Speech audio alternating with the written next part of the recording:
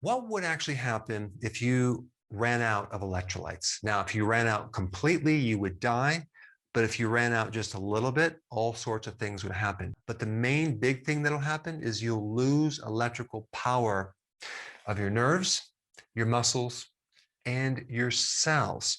I have a really short little demo to tell you exactly what I mean. All right, we're going to do an experiment, a demonstration. We have a light source. We have a power source. It's plugged into the wall over here. You can see the cords. And we have an incomplete circuit, okay, electrical circuit. We cut the wire and we put the wire into distilled water. Distilled water is water without minerals and without electrolytes. Electrolytes are electrically charged minerals. Okay, so we have no conductivity here. You can see there's no light. So we're going to take some electrolytes here. We'll take a scoop of electrolytes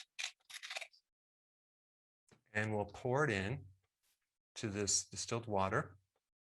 And let's see what happens.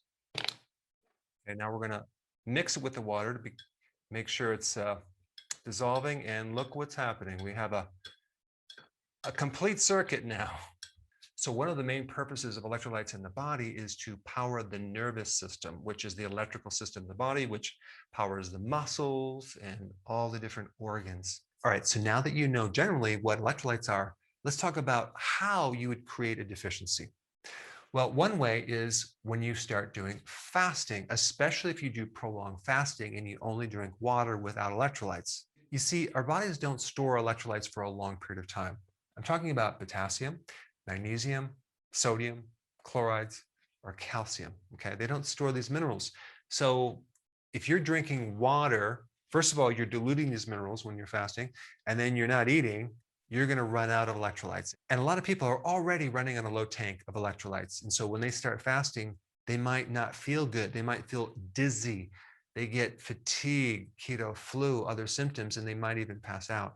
Very important to take electrolytes when you do fasting. All right, number two, if you start the ketogenic diet, you may run out of electrolytes. Why? Because you're switching to ketones or fat fuel. You're no longer running on glucose. And what happens is your body dumps a lot of these stored glucose. So stored glucose as glycogen is just a bunch of glucose molecules strung together with a lot of water. Because for every 1 gram of glucose that's stored, you have 3 grams of water. So glycogen is a fluid-filled sugary substance that's stored in your liver and stored in your muscles. It's not stored in the brain. It's in the liver and the muscles and other organs as well. So it's like even potassium. So this is why I recommend electrolytes with keto and fasting. But on the flip side, when you consume a high carb diet, especially if there's sugar and refined carbs involved in that high carb diet, you also become deficient in electrolytes because to store that sugar as glycogen, you also need potassium. So when you lose glycogen, when you do keto, you lose potassium. And then when you consume a lot of the high carbohydrates, you'll lose potassium because it's locked up and stored in the glycogen. Now, also when you sweat, vomit, have diarrhea, if you're on diuretics, other medications, all of these can create an electrolyte deficiency. All right, the next question is what symptoms occur when you start running out of electrolytes? Arrhythmias. Why? Because electrolytes power muscle, not just your muscles like the skeletal muscles, but your cardiac muscles. All right, number two, fatigue.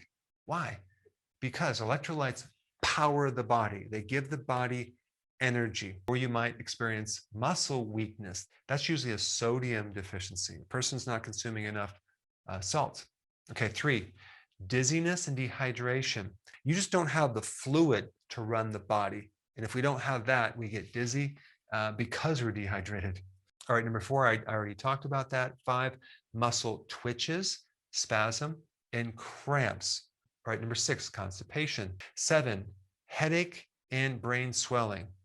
Number 8, you can go into shock. Number 9, feel nauseated, get the keto flu. 10, a loss of blood clotting factors, and that's specifically calcium. So you can see there's a lot of things that can happen when you run out of electrolytes. Probably the most important electrolyte is potassium because you need it in such large amounts.